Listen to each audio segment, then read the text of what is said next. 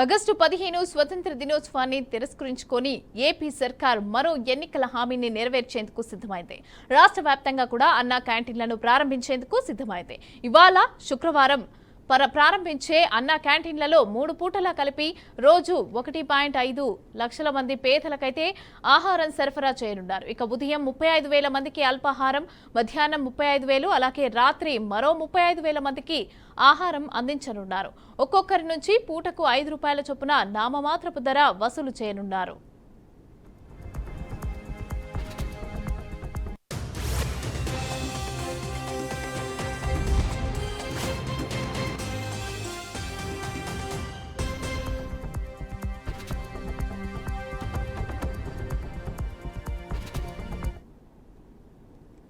ముఖ్యమంత్రి చంద్రబాబు గుడివాడలో మొదటి అన్నా క్యాంటీన్ను ప్రారంభిస్తారు. ఇక మిగతా 99 క్యాంటీన్లను ఉదయం మంత్రులు, అలాగే ఎమ్మెల్యేలు, ఎంపీలు ప్రారంభించనున్నారు.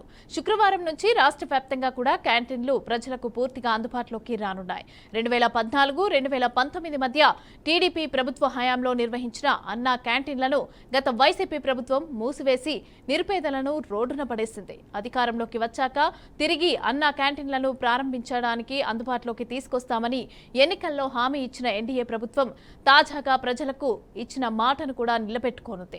ఇక 203 క్యాంటీన్లు ఒకేసారి ప్రారంభించాలని మొదట భావించినా కూడా భవన నిర్మాణ పనులు పూర్తి కానందున తొలి విడతలో 100 క్యాంటీన్లు ప్రారంభిస్తున్నారు.